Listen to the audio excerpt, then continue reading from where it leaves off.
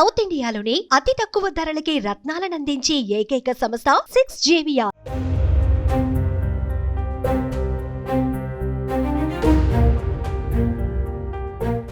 మహాశక్తి గణపతి సాక్షిగా ఓ అద్భుతం చోటు చేసుకుంది. వినాయక చవితి పర్వదినాన ఓ ఆశ్చర్యకర ఘటన చోటు చేసుకుంది. ఖైరతాబాద్ బడా గణేష్ క్యూ లైన్లో ఓ మహిళ పండంటి బిడ్డకు జన్మనిచ్చింది. ఇక వివరాల్లోకి వెళ్తే ఖైరతాబాద్ బడా గణేష్ దర్శనం కోసం రాజస్థాన్కు చెందిన రేష్మా అనే మహిళ క్యూ లైన్లో నిల్చుంది. అప్పటికే ఆమె గర్భవతి కావటంతో నొప్పులతో క్యూ లైన్లోనే పడిపోయింది. దీంతో వెంటనే అప్రమత్తమైన స్థానికులు ఆమెకు ప్రసవం చేశారు. అనంతరం ఆమెను కమ్యూనిటీ హెల్త్ సెంటర్కు తరలించి వైద్యం అందిస్తున్నారు. తల్లి బిడ్డ ఇద్దరూ క్షేమంగా ఉన్నట్లు వైద్యులు వెల్లడించారు. ఈ ఘటన చూసిన భక్తజనాలు వినాయకుడి కృపతోనే తల్లి బిడ్డ క్షేమంగా బయటపడ్డారని స్వామివారిని కొనియాడుతున్నారు.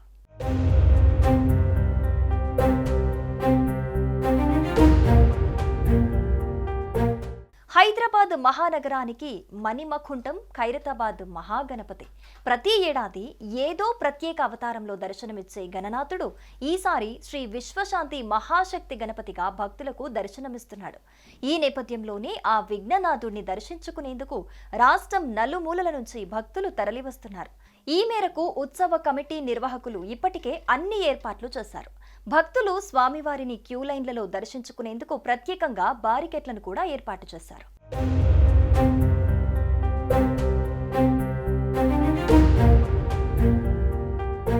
వినాయక చవితి ఉత్సవాలు మొదటి రోజు కావటంతో గణేష్ వద్ద భక్తుల రద్దీ ఎక్కువగా ఉన్నట్లుగా అధికారులు తెలిపారు.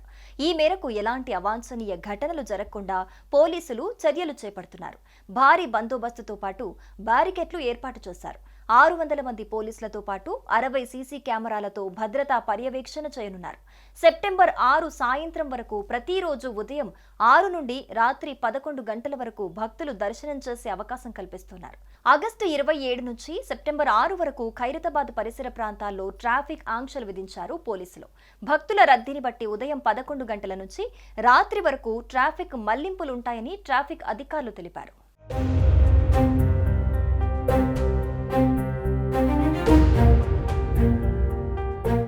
సుమన్ టీవీలో మీ పర్సనల్ అండ్ బిజినెస్ ప్రమోషన్స్ కోసం కింది నెంబర్కి కాంటాక్ట్ చేయండి. డ్రగ్స్, గంజాయి లాంటి చెడు వ్యసనాలకు దూరంగా ఉండండి. తాత్కాలిక ఆనందం కోసం జీవితాలని నాశనం చేసుకోవద్దు. డ్రగ్స్ విక్రయాలు, దందాలు నిర్వహిస్తే 180059996969 టోల్ ఫ్రీ నంబర్ కి కాల్ చేయండి. డ్రగ్స్, గంజాయిని నిర్మూలిద్దాం, భవిష్యత్తును కాపాడదాం.